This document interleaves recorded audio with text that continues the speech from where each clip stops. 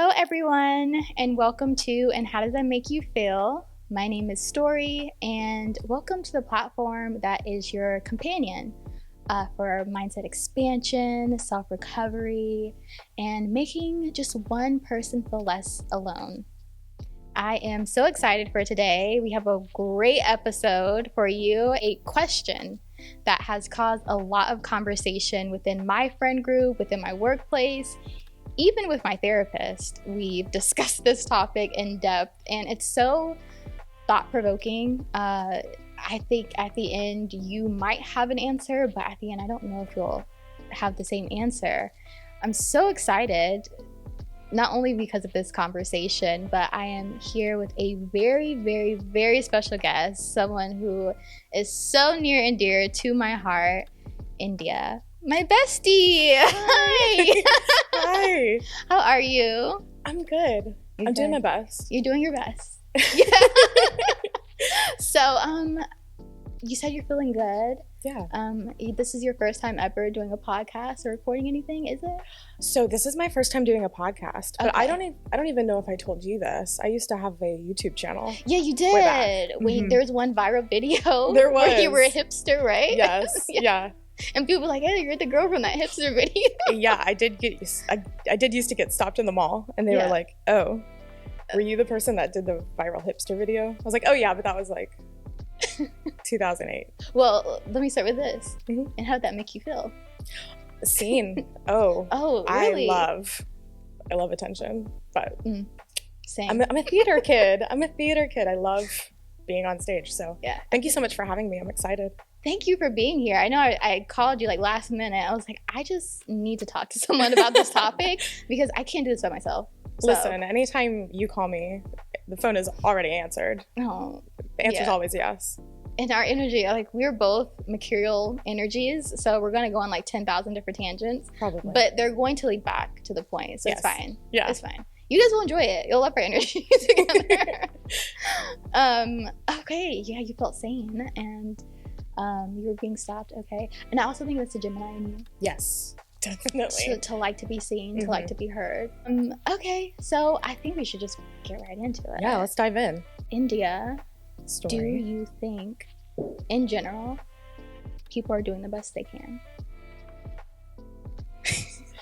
I've been giving this a lot of thought. Yes, because I told you beforehand. You did. Because it just sends you into like 10 different sort of pathways. It does. Yeah. So my answer is no. No. Is it a strong no, or No. like a okay? It's a no? Question mark. Yeah. Okay, so what does that mean? Right. That's where all of my thinking came back to was, is everybody doing the best they can? What does that mean? Mhm. So in different situations, it means different things, right? Mhm. I think we've all been in a place in our life where we've really been struggling, and someone has said, it's okay because you're doing the best that you can, and I Mhm. see that. And that gets you right in the gut, like right in the heart. It hurts, but it feels so good to be like, I am trying so hard, and I'm so glad you see that.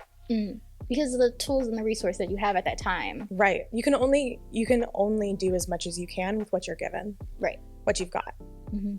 And there have been times in my life where I was doing the most that I possibly could, and I still felt so guilty that I wasn't getting anywhere. Mhm. But there are other times in my life where I really can't do the best that I can. I just can't do it. Okay, then that leads us back to what is best. Right. So for me, when I first heard that question, I had a very strong no.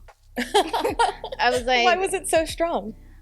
well, even just thinking about driving in North Carolina, these drivers are not doing the best they can. Right. I'm like, I can name you 10 different people right now who are not doing their best. Yes.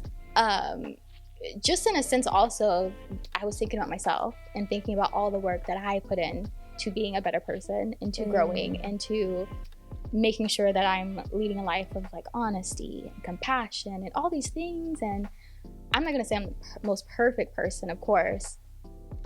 And then there were, just looking at others and saying, are they really putting in the same work that I have been putting in. Right. And we'll talk about this more, but I realized that that was a bit self-righteous of me. Ooh. To think, well, since I'm putting myself to this expectation and standard, everyone else should be at that level. And if you're not, I'm judging you. I'm better than you. What are you doing? You know? Yeah.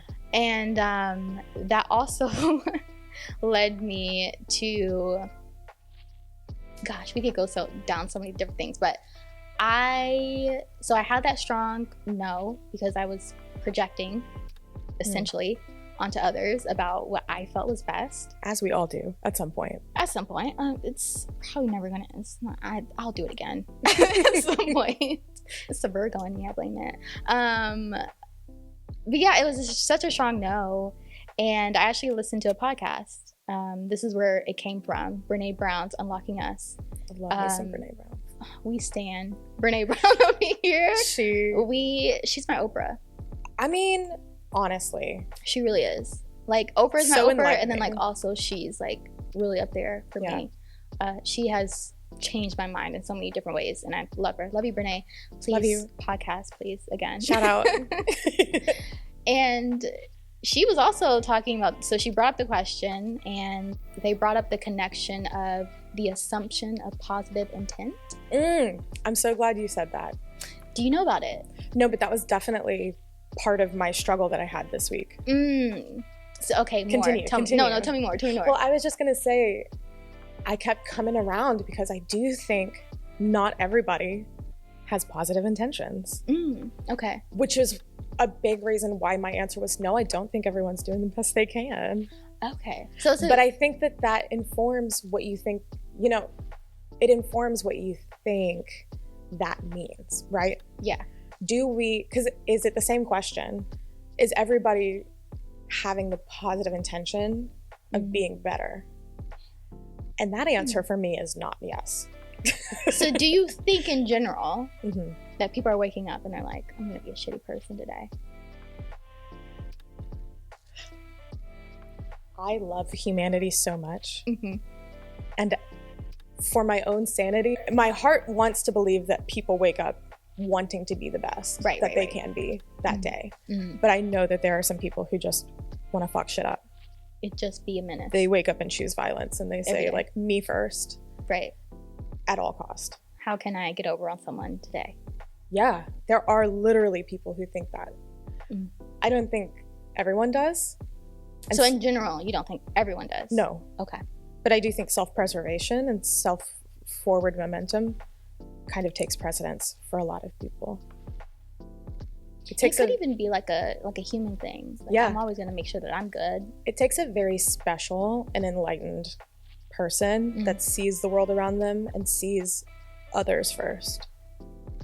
Yes. You even think that there are, because like my take too is like in general, I don't even think people are even aware.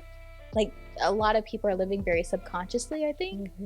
So it's like, can I judge someone who isn't even aware? You know, because they're just not thinking. Yes. So you and I have had this conversation before, standing in a parking lot outside of a Thai restaurant. For like 5 hours. Yeah. Not everyone seems like awake in the world. Some people really do seem like NPCs. And just going there, but I think more than that, they just haven't put in any work to self-actualize. And that doesn't really allow them to be self-aware or aware of their surroundings. They're just on autopilot. Right. But then like what would trigger them? It's a growth thing. You know, it's like I kind of feel blessed in a way that I had that catalyst or that trigger that made me go, oh, who is Stori? Yes. Like, what is she doing? Like, why is she feeling this way? It was, I guess I could even give it to my curiosity, just being curious about myself. Yeah. And are people that curious about themselves? Like, what takes, because you don't know what you don't know. Right. So it's like, how can I even judge this person about, I probably can see like, hey, I feel like your behaviors are coming from this place. Maybe there's some childhood things. Maybe there's, maybe you need to dig a bit deeper into your emotions. But maybe they don't even recognize. Right. But I can't make them recognize, and I can't judge them for not recognizing, because it's a very personal journey. It is. So I don't know.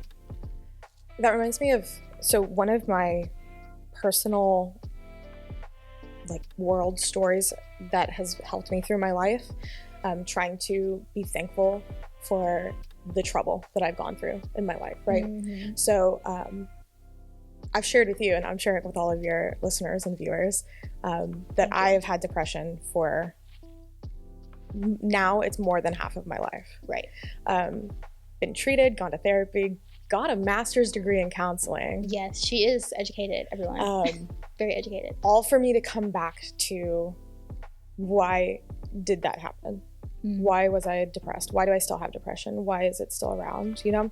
And I created this thankfulness mantra that I kind of have. I can only see the brightest of yellows because I got to experience the deepest of blues. That's beautiful. And so I think it's just a beautiful way to say, like, all of your trouble and like hardship that you go through in your life really paints a whole new world for you. And I think that that's what you're getting to, is like, if you've never experienced anything that forced you to grow and become more than what you were before, you're not going to be awake to that whole world of color. Mm-hmm. And so at that point, is it really a choice of whether or not you're doing your best, or are you just on autopilot? It definitely does create a lot of depth mm-hmm. in people when you do go through things. Mm-hmm. I hate that you said that. I have beef with the Pattern app, by the way. If you don't know what the Pattern app is, it's an app that it's kind of based on astrology. Right. So you put in your time of birth and all that, and it tells you like patterns that you have based mm-hmm. on your birth chart. And one of them is like, you're going to go through a lot of hardships, but it's not your fault. You did nothing wrong. We're just trying to create depth in you. And I'm like, ew. How reassuring, though. Why can't I just be superficial? Imagine if it had said, you're going to go through a lot of hardships, and it's 100% your fault. Right. And this is all your karma. And here we are. They're just like, no, it's not your fault, though. No, you did nothing wrong. You just, like, it's creating a lot of depth within you. And I definitely do. And I talked to our friend Alex about it, too. He's like, aren't you glad that you went through this stuff, though? Because it's made you who you are. You're very compassionate now. You connect with people on a different level. I'm like, not really. No, but I do enjoy, because especially when I was younger, I don't think I had this much level of compassion for people. I mean, I used to judge people on like, oh, why are you so envious? Like, who cares? Or I used to pride myself on being like the best friend ever. And then I had experiences where I was met with envy and met with fucking up as a friend. And I was like, uh-oh. Maybe this is my karma. And so like going back to the best you can at that time, that was all I had. That's all I knew. Yeah. That was my best. And you said something earlier about like, what does best mean? Mm-hmm. For me in this conversation, best just means capacity. Okay. What do you have the capacity to give? Oh. And so that's a different question. Yeah. Because then it becomes, should you be giving everything you have in your capacity every day? Mm-hmm. Or should you reserve some? Tell me more. So I used to work at a place that really burnt me out. And while I loved the people, it just wasn't right for me. Right. You know? And so I was literally giving 100%. Every moment that I could to fit myself into a box where I didn't fit. Now I could fit. Yeah. You know, I'm squishy. I can fit. I am very good at adapting and making myself adaptable. But I was giving 100% and I burnt out so fast. And it was really detrimental. So one of the really valuable skills I've learned in my life that I kind of forgot for that period, because I had learned it before, I learned this lesson before, is that You can't give your 100% capacity all the time. Very, very rarely should you. I guess it's almost as a like giving, because we'll talk about boundaries and how this connects to the topic of the assumption of positive intent, basically. But giving the extra that you have, like making sure I'm full and I'm taken care of, and then whatever I have left, giving that without any resentment or any, you know, any harm to me. So with the whole best question, I was like, okay, me defining, because like Brené Brown talks about this, you know, we all have different backgrounds, different resources, different tools, and no one thinks like us, no one acts like us, no one has the same values, beliefs, whatever the case may be. So their best is just that, it's their best. Yeah. It's not my best. It can't be compared. It can't, you can't compare it. No. So even if you're faced with someone who is, let's say like a family friend or just someone you love, and they're in a really difficult space, but you know they quote unquote could be doing more, it's like, okay, but that's what they can do. Yeah. Like that's their best. Yeah. It's hard though, because how do you determine that is that person's best? And then that's where I feel like we can take a real big detour. Because at that point it's like, okay, I can't like put myself in a mental spiral trying to decide if you're doing great, like what you can. What I can do is assume that is your best. Yeah. And from there, talking about boundaries, set those boundaries between you and I to make sure that I'm not running myself ragged, trying to help you, or, you know, giving so much to you with some sort of expectation that you're going to change or that you're going to do quote unquote better, right? It's like I have to make sure that I'm setting the boundaries up so that I can be more giving to you and I can be more compassionate, because that's when it goes into resentment.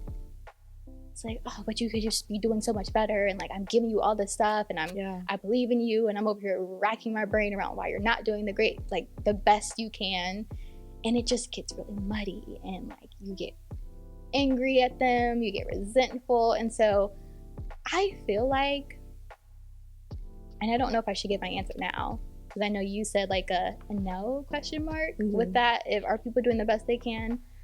I would say I don't know yes, I don't know no, I don't know no. But what I do know is that it might just be better for me to assume that they are. So that was kind of what I was getting to too. Yeah. I think for my own mental wellness, I have to believe that other people are doing their best. Because if I walk around with the decided belief that people are not, I'm gonna feel resentment. Yeah. I'm gonna feel hurt and cheated, and I'm gonna feel like, what am I doing? Why do they have what I don't? Right. Because they're not doing their best, but I am. But am I always doing my best? Are you always doing your best, Stori? Funny you say that. So we're talking about I was listening to Brené Brown speak through all of this. I was like, okay, so if I can believe that people are doing the best they can, can't I believe that I'm doing the best I can? And with that, because we talked about doing the best you can with what you have, if I am not where I want to be in life, or if I haven't accomplished something, or I'm struggling with something, or maybe I didn't act the way that I wanted to during a certain situation, instead of shitting on myself and being like, I'm such a fucking terrible person, or I'm a lazy piece of shit, or whatever, I was like, well, maybe I can just ask myself, hey, this is the best you can do right now, so what is it that you need to do better? Or, hey, you know, you didn't behave the way that you wanted to in that situation. What was going on? Like, what was missing that you needed? And so it kind of reframed my mindset in a way, because again, instead of leaning into shame with myself and leaning into beating myself up, I just switched that conversation of like, what do you need? what do you need to get to where you want to be? What do you need to make sure that you behave better in certain situations? Like, what was going on or what is going on to where this is the best you can do?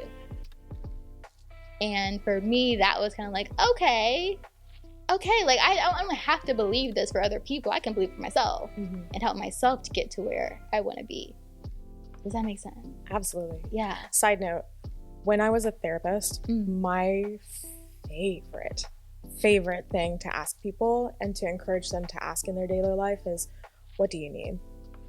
And to communicate and talk to what you need, instead of like, so-and-so hurt me, that, you know, you did this. It's like, no. Let's rewind it. What I need from you right now is XYZ. That shift in focus is so beneficial in your friendships, in your relationships, because I think we live in a world that's very outcome driven. Yeah. And think capitalism. Yes. Yeah. So like work is very outcome driven, outcome focused. Doesn't matter what you did to get there, you got there and that's all that matters. But life is not that way. Right. And it's just a series of like, what do I need next? What do I need next to keep that forward momentum? What do I need in our relationship? What do I need in my marriage? What do I need? And that goes back to the conversation of boundaries. Yeah, it does. I think boundaries are so important. It really, I like what Brené Brown's sister said in that podcast, which was boundaries, or the assumption of positive intent, doesn't make my life easier, or like it doesn't make me more happy to live that way, but it makes me less angry, which provides the space to be happy. Absolutely, because anger can take up so much space. Yeah. And it's such an overwhelming feeling. So overwhelming. You know, like anger has its place, of course, but if you're just sulking in and like, what is it? There's no productivity in that. And so I like the way she framed that up, because I also think that a lot about other things too. It's like, it doesn't make it easier. It doesn't make me more joyful, but it does make me less this or less that. And that will open up the space for me to be happy or joyful. Yeah, setting boundaries is a way to hold space for yourself in your life. Do you think that people who do have a resounding no to the idea that people are doing the best they can, would you theorize that they are a bit self-critical? Yeah. So when you asked the initial question a few days ago to me, do I think everyone's doing the best they can? Immediately was introspection. Really? Yeah. Wow. And so I had to have this whole conversation with myself. It took me a minute. I had to have this whole conversation with myself, because I was like, am I doing the best I can? Yeah. First, I need to know, am I doing the best I can? And my answer was like 70-30. Really? 70% of the time, yeah. 30% of the time, I can't. I have to hold boundaries. I have to keep something for myself. Yeah. Because I can't just be working my hardest, trying my hardest all of the time. Hurts too much. Yeah. Wears you out too much. So then when I looked outwardly and I was like, is everybody else doing the best they can? I was like, no. Because like your first instinct was, okay, let me put myself as like the default almost, or like that benchmark, and then I can look at other people. Well, you know what's interesting about that though, was because I would much rather judge myself first. I do think of myself as a fairly enlightened person. Yeah. I've done a lot of work on myself, on my relationships with people that I love, on my relationships with people I don't love. I've done a lot of work on myself. Yeah. And so I don't consider myself an NPC. I consider myself someone who works really hard to maintain boundaries. And I thought, okay, I'll set myself as the benchmark at first for this question. Right. And I'm not always doing the best that I can, and I'm okay with that. And you're okay. So, and that's a different perspective. It's like, no, but I'm okay with that. It's like, I'm not doing the best that I can always, nor should I. Nor should you. I think I'm still different though. I'm still thinking like best is just capacity. Yeah. It's like sometimes my best is waking up and eating. That's all. Yeah. But I'm like, well, no, but that still is my best. I'm like, that's all I have to give right now in this moment. That is great. I can wake up and I can eat and just like rot in a bed for the rest of the day. But that's okay. I think where we're seeing differently is I'm looking at Monday India with Wednesday eyes. Okay. Do you see what I'm saying? Yeah. So like Monday, all I could do was sit in bed because I was in so much that time of the month pain. Couldn't even leave the bed, right? Then Wednesday rolls around and I'm up. I'm doing all the things. We bought a mini trampoline this week. Really? An adult trampoline for working out. You used it? Yeah. Oh, okay. It's a lot of fun. Little plug there. Great benefits for your health. Look it up. Yeah. Lymphatic drainage. Don't even. Really? Yes. Okay. But anyways, but Wednesday India was jumping on a trampoline. Okay. So Monday India, dead to the world, had to return back to the cocoon to be able to be something by Wednesday. But I feel like that was all you had to give at that month. That was great. But how easy is it to be so self-critical? Oh, very. Yeah. Especially if you have perfectionism. Especially if you dealt with shame in your childhood. Made to feel like you should be doing more. Made to feel like you were never enough. Like myself. I was like, I can only, as a child, I was like, okay, if I want to be seen as something, I have to just like accomplish so much. And I talked about this too in the first podcast. But I was so. For me, when we went back to like when I talk about the self-righteous thing of me telling people like, no, they're not. Look at me. Look at what I'm doing.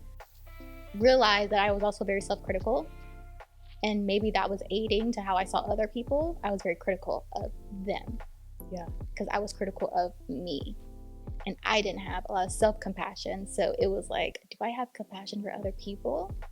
So this taking on of the assumption of positive intent, I, again, realized that I could turn that back on myself and just develop a lot of self-compassion. And in return, be compassionate towards other people. Brené was saying that for her, one of the things that she saw in the most compassionate people was boundaries. They all had super strong boundaries because they just had that additional level of compassion for others to say, okay, I'm just going to assume everyone's doing the best they can, and that best can look very different between people. So I'm going to make sure that I am filling my own cup, attending to my own needs, make sure that I'm okay, setting those necessary boundaries with other people. And in return, again, we talk about resentment. I have less resentment, I have less anger, and I have more to give to others in return. I'm imagining this person that you're creating a story around that is creating those boundaries, that is able to fill their cup first, and then they're giving to their community, to their people, all of these things. And I'm thinking, yeah, that person is doing the best they can. They are doing the ultimate. They're so good. I want to be like that, you know? But when I hear the phrase, the best that I can, it's filled with shame. Do you know where that comes from? Is there a particular... Girl. Yes. Okay, so being a Gemini, I am of very two minds all the time. I am someone who holds boundaries, but I'm also someone who gives so much of myself because I do love people so much, whether I know them or not. And so you're just a lover girl. What? You're just a lover girl. I'm a lover girl. That's all. I've been a lover girl for a long time. So like I am of very two minds, and that is also with myself. People don't like flip-floppers. They don't like people who are of two minds. They like black and white. They do. And I live in so much gray. Oh. I live in so much gray. I live in the gray now. I treasure the gray. Because the black and white is just... Black and white's a little too... It's false, though. It's like, there's no truth a little bit. It can be. Yeah. Yeah. So, like, being someone who is a true Gemini. People don't love Geminis, always. I love Gemini. Well, happy New Year. They're fantastic. Just kidding. But yeah, so like there's a lot of judgment that gets placed on that. Doing your best and not doing your best. Holding space for yourself, but also giving all the way to others. I mean, there's a lot of judgment in the phrase doing your best. So there's also a lot of guilt. I'm doing my best. And embarrassment sometimes. Yeah. Have you ever, I don't know if you've ever had this experience, but I have, where I've been like struggling so hard, trying so hard, and someone just goes, it's okay. I see you and you're doing your best. And that's all I can ask. Shout out to my therapist. She has to me. But in that moment, more often than not, I have felt so guilty and full of embarrassment. Because sometimes that sounds like, I know you're struggling. Do you hate being seen like that? Yeah. It's very vulnerable. Yeah. And I'm not someone who shies away from being vulnerable, but I do think of myself as someone who's very strong. And there's shame around being quote unquote weak in that moment? That has been put on me from the world. Okay. You know what I mean? Like there's this assumption that India is strong. Well, there's assumption that everybody has to be their strongest all the time. Oh. I don't subscribe. Right. But I am not immune to the pressure. Right. And the, India's really struggling right now. And is it kind of like, and I don't know if this is where you're going, but is it also just people have a very difficult time sitting with others and uncomfortableness? Like they just want you to be okay. You hit the nail on the head. Yeah. So I also thought that this phrase this week is just a placating phrase. It alleviates the tension in the room of watching someone struggle when it's not you. It's okay. You're doing the best you can. Whew. I acknowledged that they were having a hard time. I didn't have to get involved, and hopefully they feel better, and I'm exiting the situation. Gross. Yeah.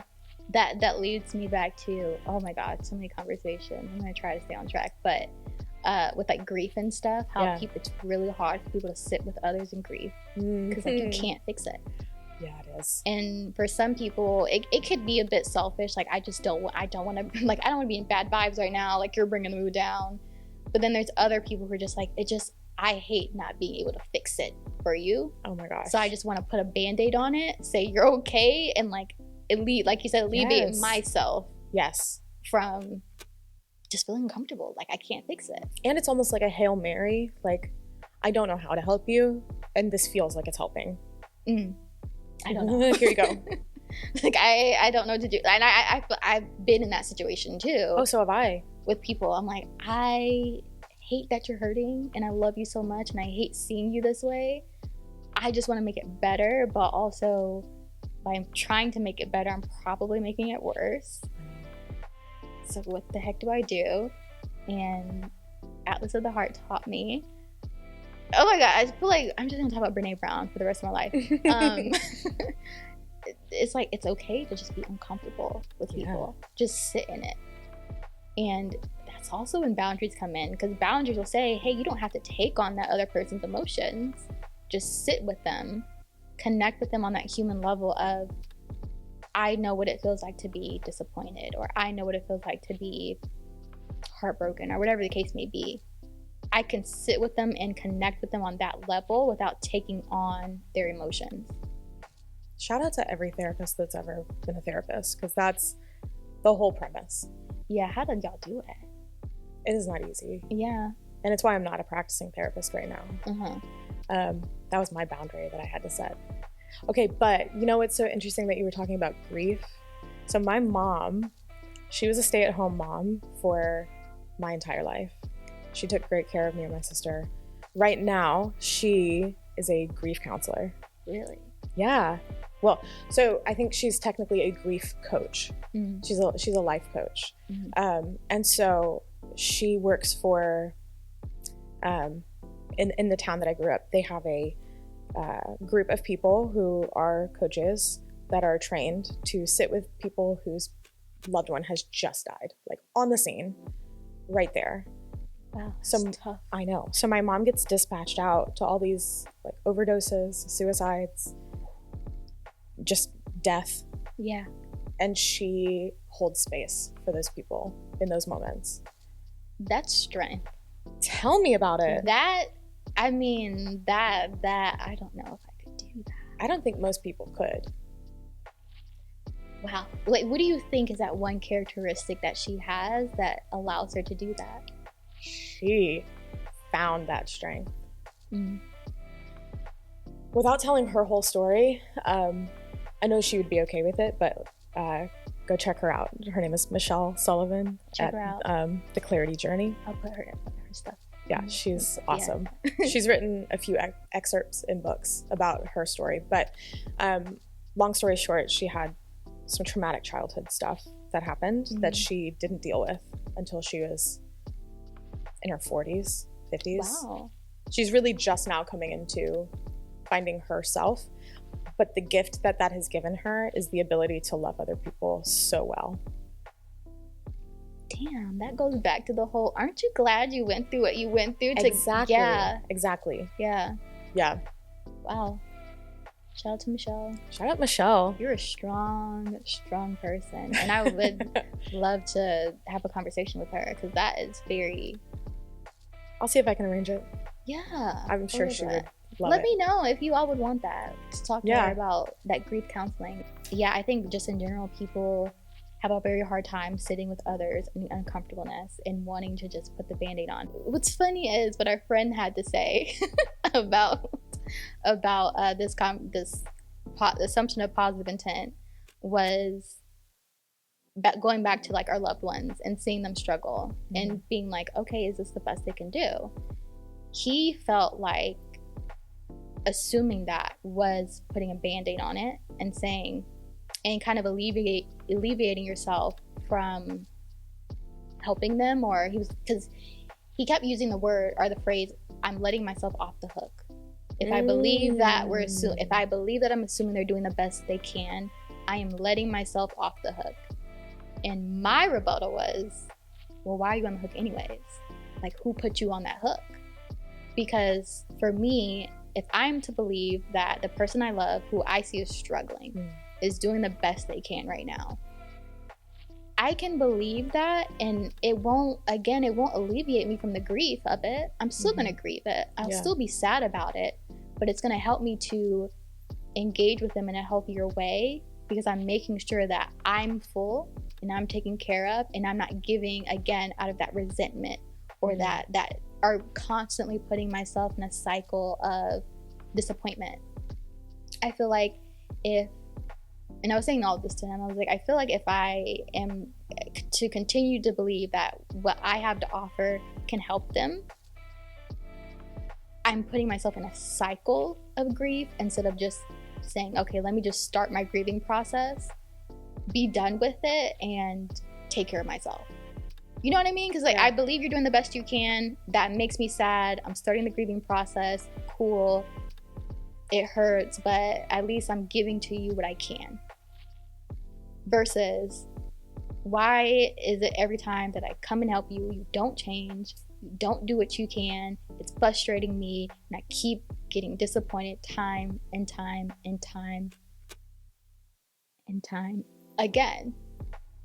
This is such an interesting perspective because when you asked me the question, do you think everyone's doing the best they can? I never for a moment thought about what their answer would mean as far as me interacting with them. Like, I never once thought about like our paths being enmeshed in that answer. Where I think our friend said, you know, he's become an active player in their doing the best. Yeah, their success, or you know. I didn't think that way at all. And that's so interesting. And he's a Pisces. with a Libra moon and a Scorpio rising. So I feel like that also kind of led me into thinking, I wonder how he engages with like what he feels empathy is, because that also might be coming from that place. Like, I love you, so I should have empathy towards you. But a lot of people confuse empathy for putting myself in your shoes or feeling what you're feeling. Ooh. And so, or doing it for you. Yeah, I have to put an S on my chest and save you because I love you. Ooh. And I was like, that's dangerous. For me, so personally for me, I was like, you know, you keep saying you're letting yourself off the hook if you believe that. But what I am seeing is something that can get very unhealthy very fast. Oh, yeah. Because even you, when you used to practice being a therapist, you know that I can't heal you. You're like, I can help you. But at the end of it, it's you. It's your choice. That has to do the work. Yeah. I can't even really lead you there. Right. Like, here's some crumbs. Like, I can try, but at the end of the day, it's on you. There were so many times too where I felt like I saw the answer clear as day. Yeah. Can't tell them the answer. Because what is it going to do for them? Well, also, is it the answer? It's just what I think the answer is. That. I don't get to make that choice for them. That part too. I think that's the answer. But I'm not you. Yeah. I'm not on this journey with you. Right. Wait, now are you making me change my mind? Do I think everyone is doing the best they can now? If you want to change your mind, go ahead. I'm not gonna. I don't know. I don't know. Well, you know, and so for me, and it's not. I don't get to know. I don't know, and I don't get to know. That's my answer. That's where I was. That's where I am. I'm like, I don't even think it's my place to even judge or say. Yeah. I just, again, feel like it's better for me to believe that. I don't know if it's better for you, but I know it's better for me. I like the idea of us throwing away this entire phrase in the way that we talk to people that we care about. You're doing the best you can. I don't like it. I would much rather someone tell me, I see you and I see how much work you're putting in and I'm proud of you. I think that accomplishes more in the spirit of what that is intending, right, than the actual phrase, you're doing the best you can. I don't even know. For me, because I'm just thinking of like, if I had a friend who was struggling with like addiction or something, what I would say to them, I think I would say I see you, and also that I'm here for them. Yeah, I would say I'm proud of them, depending on whether or not they want to break the addiction or not. I mean, it's still a very difficult thing to go through, or whatever other scenario is just like really difficult. Like if I saw someone I love struggling with something so hard, it would suck. So what if it was, I see you? Right, I could say that. I see you working hard, and I love you. Yeah. And all of that I would mean from the bottom of my heart. Yeah. Yeah. So for you, this whole, do I believe in general people are doing the best they can with what they have, you would just be like, I don't know, and I don't It's care. None of my business. None of my business. It's none of my business. None of my business. It's not my business whether they're doing the best they can. Right. It's my business if I'm doing the best for myself. Sounds selfish, but in reality, I'm a loving person and I'm a giving person. And I know that about myself. And so I have to do the best I can for myself first before I can help others. And in return, it just makes you even more giving. Yeah. Because you have the capacity to give. Right. The mindset and the emotional well-being to give. And I think for me, that's where it all stems from, is like, assuming people are doing the best they can just helps me to just be a better placer of boundaries, number one. Because I'll just make sure that even like a pre kind of boundaries thing when I'm interacting with people, just making sure like, okay, for example, Brené Brown talked about how they invited her to do a speaking engagement, but they wanted her to share a room with one of the speakers. She, of course, didn't want to. She likes her own space. And after, like, you know, kind of hemming and hawing and them kind of shaming her a bit, saying, oh, well, all of our speakers share rooms. Like, is that going to be an issue for you? She accepted, only to be put up with someone who was, like, wiping their dirty hands on the couch and, like, smoking in the room, even though it said no smoking. And for her, it was a very pivotal moment because she said, well, if I had just set that boundary and said, no, I want my own room, I wouldn't have to deal with this. Yeah. I was, you know, trying to be easy. I didn't want to set that boundary. And if I set that boundary, I wouldn't have to deal with someone or judge someone for how they're acting. Again, knowing that not everyone acts like us. So for me, I was like, yeah, I want to take that and say, you know, I can just set boundaries with others or in different situations that can help me to ensure I don't engage with people who are a bit out there or, you know, aren't like me in a way that I might not, you know, vibe and gel with. Oh my gosh. So that just took me down such a loop-de rabbit hole that takes me back to the point of this, right? So in my thought, in that moment when you said that, you know, if she had just kept her boundary, she wouldn't have to deal with that. My thought was, but how many more people did she help because she was actually there to speak? Was it worth it? And then I had to go, oh, but wait. But then she... Wait. Yeah. But then that's not her responsibility. Exactly. And that's where I think I fall short in this too. It's not my responsibility. I can't be tied to someone else's outcome. You can't. Just like our friend was saying that he feels very tied to someone else's outcome. Like you're on the hook. Yeah. Like I feel very tied to Daniel Ricciardo's outcome. Do you? Does it hurt you? So watching him at McLaren really did hurt me. Really? Yeah. So much. For those of you who don't know. Daniel Ricciardo, hi. Hi, Daniel. Hi, Daniel. I'm so proud of you and I love you.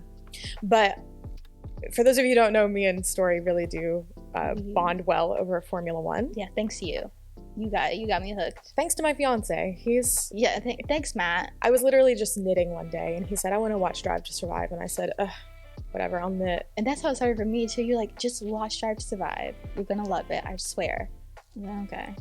We'll not get into all of the Drive to Survive like opinions that people have. But for those of you who are aware of Formula One, Daniel Ricciardo has made some choices that took him all over the map for his career.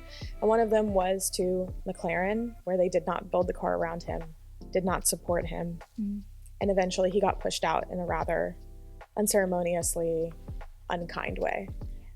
And I think about him and how much joy he brings to so many people around the world and how he is so talented and he had to be so strong through all of that. Because not only are you not performing to what you believe, well, let me rephrase this. Not only was he not performing to what he believed that he could do, right? I believed he could do, the world believed he could do. He also was not being given the tools to do so. And it's on a very public platform, asked every week, well, where do you think you're falling short? Well, why do you think this is happening? Well, do you still have it? Does Daniel Ricciardo still have it? It hurt me so much to watch him struggle through that. Yeah. I'm excited to see him now because he's come through on the other side and I think he's on the up and up. Doing great things right now. Things are big things in the cards for Big Rick. But yeah, so I think that's a good example of I think that that's a really good example of like, I so don't know that person and don't know what's going on in their life. Not really. I see what the media gets to show me. Right. And I get to see what he shows me. Right. But I've never even met him. Would like to. Anybody want to introduce me to Daniel Ricciardo? That's fine. You're out there, Daniel. I value him. But that is one place where I did feel so connected to someone's outcome. But I can look at him and go, I really do think he's doing the best he can. Yeah.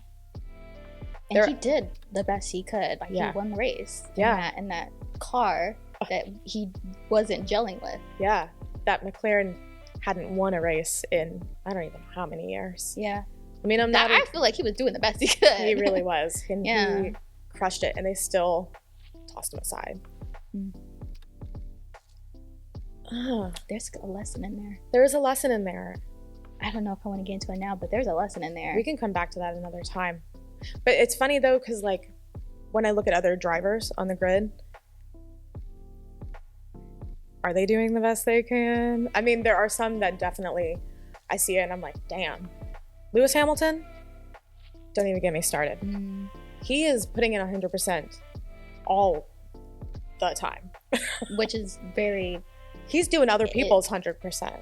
It's like standard for him. But there are other drivers that I look at and I think, I don't know that they have positive intention. I don't think that they actually are trying as hard as they possibly could.